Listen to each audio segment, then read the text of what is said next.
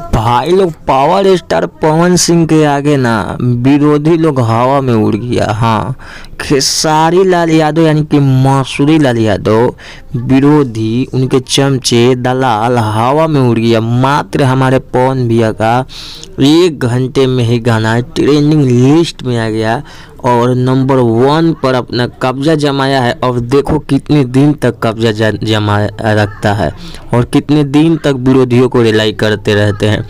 इस तरह के गाना लाओ बे साले, तब बोलना, ठीक है? सीखो, कुछ सीखो।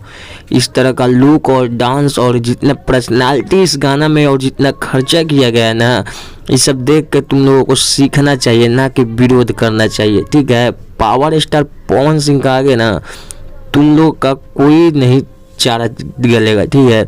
सीखना है तो सीखो पावर स्टार पवन सिंह से। और हाँ, बेसी बकबक करना नहीं है।